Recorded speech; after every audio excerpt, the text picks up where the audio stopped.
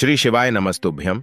हर हर महादेव। दोस्तों, आप सभी लोग जानते हैं कि 24 जुलाई 2024 को पड़ रही बुधवार तृतीया तिथि। दोस्तों, यह जो बुधवार है श्रावण महीने में पड़ने वाला सबसे बड़ा बुधवार है, क्योंकि यह श्रावण माह के दिनों में पड़ रहा है, जिसका बहुत ही बड़ा और विशेष महत्व होता है।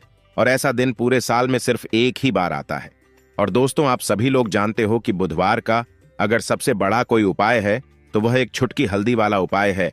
तो दोस्तों, इस बुधवार की तृतीया तिथि के दिन आप लोगों को इस एक छुटकी हल्दी वाले उपाय को जरूर करना है। बहुत सारे लोग होंगे जिन लोगों ने इस उपाय को ना किया हो, मतलब पूरा साल निकल गया, उन्होंने किसी भी दिन इस हल्दी वाले उपाय को ना किया हो।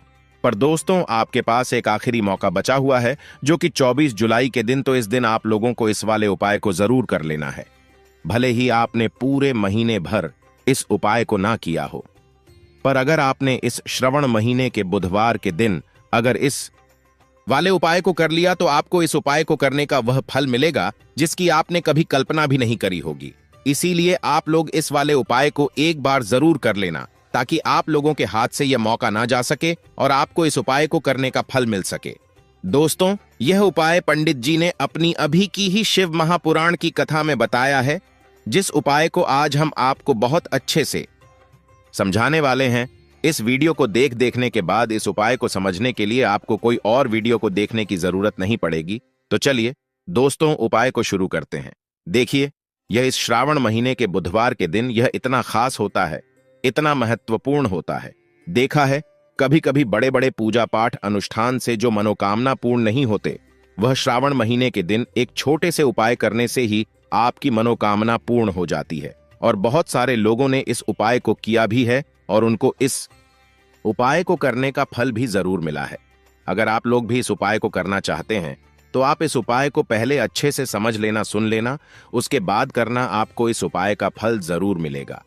और इस उपाय को कर लेने से आपके घर में चाहे किसी भी प्रकार की दुख और समस्या क्यों ना चल रही हो, आपको उसका कारण भी नहीं पता है कि भाई यह समस्या किस कारण से चल रही है।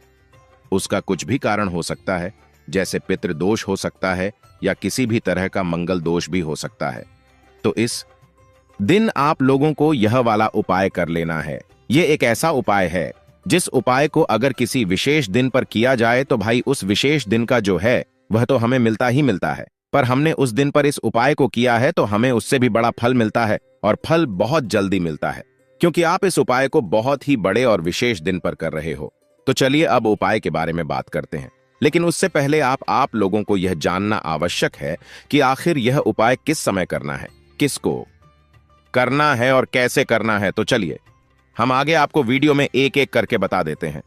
लेकिन उससे पहले अगर आप लोग हमारे चैनल पर नए हैं, तो हमारे चैनल को सब्सक्राइब कर लेना और इस वीडियो को लाइक करके कमेंट बॉक्स में श्री शिवाय नमस्तुभयम ओम नमः शिवाय जरूर टाइप कर देना।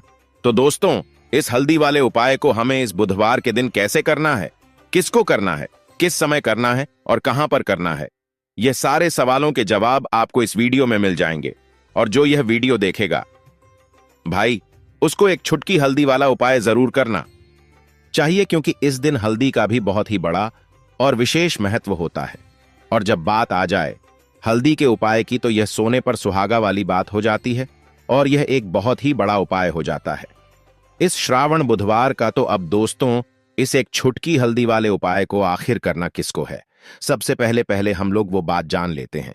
तो देखो, घर की जो बड़ी माताएं बहनें होती हैं, उन माताओं बहनों में से कोई भी एक बड़ी माता बहन इस वाले उपाय को कर सकती है।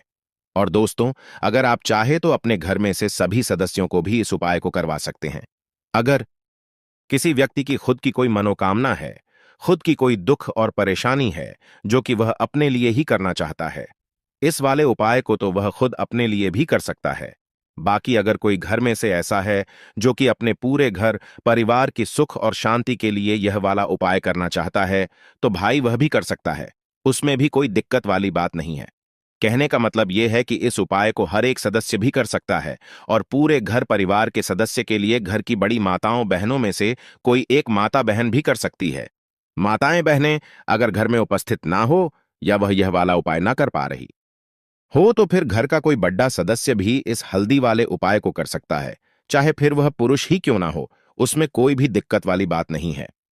अब दोस्तों, इस हल्दी वाले उपाय को हमें करना कहां पर है? हमें इसे घर के मंदिर और तुलसी के क्यारे में जाकर करना है। बहुत सारे लोग प्रश्न करते हैं, हर एक उपाय को करते समय क्या हम इस उपाय को अगर घर पर तुलसी का पौधा ना हो तो मंदिर में कर सकते हैं? तो इस वाले उपाय को अगर घर पर करोगे तो ज्यादा अच्छा होगा। अगर मंदिर में तुलसी का पौधा है और वहां करोगे तो भी कर सकते हो इस वाले उपाय को। उसके बाद में दोस्तों, जो अगला प्रश्न निकल कर आता है वह यह आता है इस उपाय को लेकर कि आखिर इस उपाय को हमें किस समय करना है, सुबह के समय करना है कि शाम के समय करना है? तो देखो, इस वाले उपाय को आप लोग सुबह के समय भी कर सकते हो और शाम के समय प्रदोष काल में भी कर सकते हो। अब अगर आप पूछो कि भाई सबसे उत्तम समय कौन सा रहेगा इस एक छुटकी हल्दी वाले उपाय को करने का, तो हम आपसे बस यही कहेंगे कि इस उपाय को आप शाम के समय करेंगे तो ज्यादा बेहतर होगा। बाकी अगर सुबह के समय भी करेंगे तो भी अच्छा होगा, उसमें कोई भी दिक्कत वाली बात नहीं है। तो अब दोस्तों, जो अगली सबसे बड़ी और महत्वपूर्ण बात आती है वह यह आती है कि सुबह अगर हम उपाय को करेंगे तो कितने हमें बजे तक कितने के बजे बीच से में लेकर करना है, और शाम के समय प्रदोष काल में करेंगे तो हमें कितने बजे से लेकर कितने बजे के बीच में करना है। तो देखो, सुबह जितनी जल्दी हो सके आप उपाय को करने की कोशिश करना। बाकी अगर किसी कारणवश लेट भी हो जाओ, थोड़ी देर भी हो जाए, तो 10 या 11 बजे तक भी आप उपाय कर लेना, पर 12 बजे से ज्यादा देर ही ना हो। ठीक है, इस बात का ध्यान रखना। उसके बाद में दोस्तों, अगर शाम के समय प्रदोष काल की बात करें, प्रदोष काल का जो समय है होता है वह शाम के 6 बजे से शुरू हो जाता है। मतलब शाम के 6 बजे से लेकर 7 बजे के बीच का जो समय होता है यह समय प्रदोष काल का समय होता है। पर अभी जो मौसम चल रहा है, इस मौसम में जो है शाम बहुत देरी से होती है, तो आप इस उपाय को 7 या 8 बजे के बीच में भी कर सकते हो। मतलब शाम के 6 बजे से रात 8 बजे के बीच में आप कभी भी इस वाले उपाय को कर सकते हो, उसमें कोई भी दिक्कत वाली बात नहीं है। परंतु बुधवार के दिन कोशिश करना कि समय के अंतर्गत ही कर लो। किसी कारणवश ना कर पाओ तो थोड़ा देरी से भी कर सकते हो, आपको उपाय का फल जरूर मिलेगा। अगर हमारे जीवन में दुर्भाग्य लगातार बना हुआ है, हमारी किस्मत रूठी हुई चल रही है, हमारे जीवन में लगातार कोई ना कोई विपत्ति आ रही है, कोई ना कोई ऐसे ग्रह नक्षत्र हमारे जीवन में लगातार बने हुए हैं जिनकी वजह से हम कोई भी अपना कार्य नहीं कर पा रहे हैं, ना ही हम अपना व्यापार शुरू कर पा रहे हैं, ना ही हमें अच्छी नौकरी मिल पा रही है, ना ही हमारे जीवन में काम धंधे की प्राप्ति हो पा रही है, हमारे किसी भी कार्य में हमें सफलता नहीं मिल पा रही है।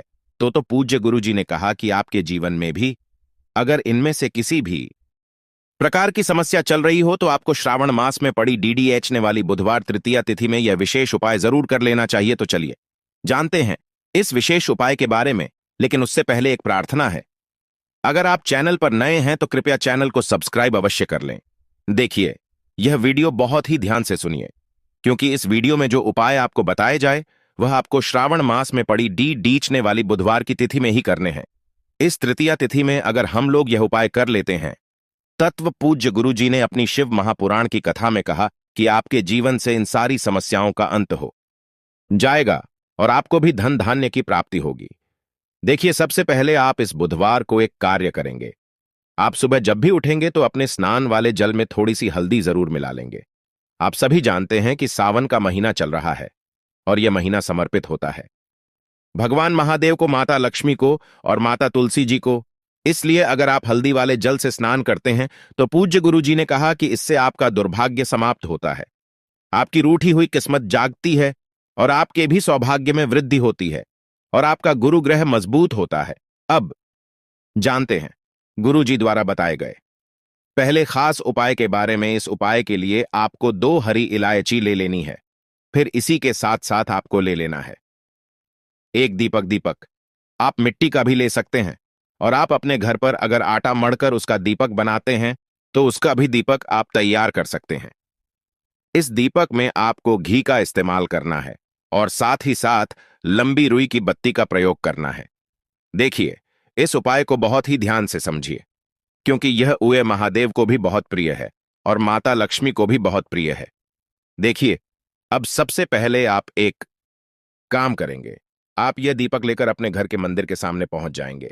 आपके घर के मंदिर में माता लक्ष्मी की अगर कोई फोटो है, कोई प्रतिमा है, या फिर आपकी कुलदेवी की कोई फोटो है, कोई प्रतिमा है, या फिर माता रानी के किसी भी स्वरूप की कोई फोटो है, तो उनके सामने आपको यह उपाय करना है।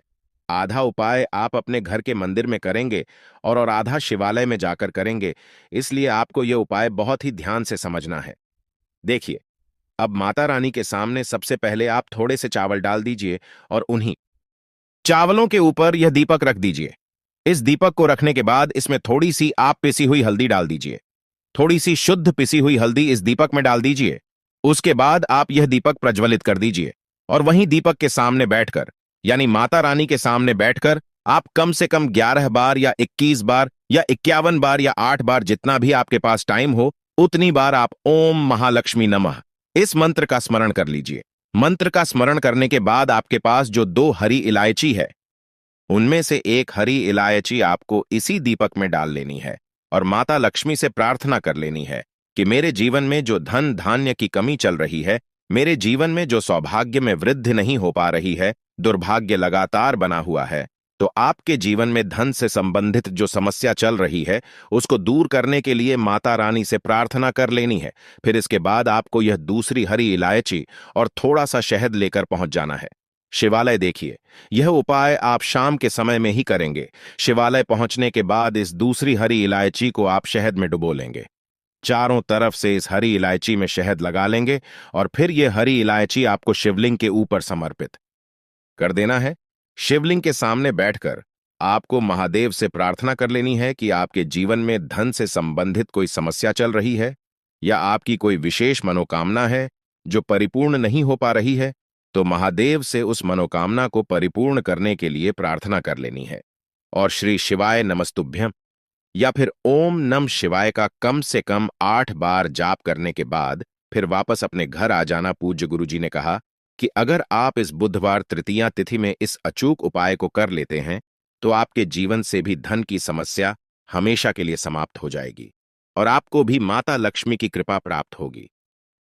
अब इसके बाद बात करते हैं गुरुजी द्वारा बताए गए दूसरे खास उपाय के बारे में। देखिए, इस उपाय के लिए आपको एक लोटा जल ले लेना है। फिर इसी के साथ आपको ले लेना है थोड़ा सा गुड़। आप एक टुकड़ा या 2 टुकड़े गुड़ के ले लीजिएगा और इस गुड़ को इस एक लोटे जल में डाल लीजिएगा। फिर इसी के साथ आपको थोड़ी सी पिसी हुई शुद्ध हल्दी ले लेनी है। 1 या 2 चुटकी शुद्ध पिसी हुई हल्दी ले लीजिएगा और इसको भी इसी एक लोटे जल में डाल लीजिएगा। अब आपका यह एक लोटे जल का मिश्रण तैयार हो गया। इस एक लोटे जल को लेकर आप पहुंच जाएंगे अपने घर पर जो माता तुलसी का पौधा है उसके सामने। अगर आप अपने घर की छत पर माता तुलसी का पौधा रखे हुए हैं तो वहां पहुंच जाएगा और यह एक लोटा जल माता तुलसी के पौधे में आपको समर्पित करते जाना है और ओम नमो भगवते वासुदेवाय या फिर ओम महालक्ष्मी नमः, इन दोनों में से किसी भी एक मंत्र का लगातार स्मरण करते जाना है। धीरे धीरे जल समर्पित करते जाइए और इन दोनों में से किसी भी एक मंत्र का कम से कम 11 बार या फिर अधिक से अधिक 108 बार जाप कर लीजिए।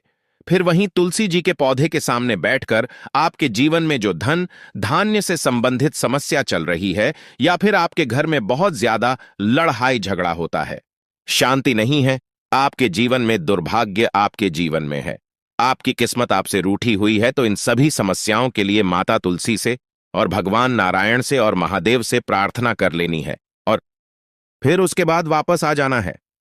पूज्य गुरुजी ने कहा कि श्रावण मास में तुलसी जी के पौधे का बहुत ही विशेष महत्व होता है। इसलिए अगर हम इस महीने में तुलसी जी के सामने कुछ विशेष उपाय करते हैं, उनकी पूजा करते हैं, उनकी आराधना करते हैं, तो इससे माता तुलसी हमारे जीवन में धन धान्य के भंडार भर देती है।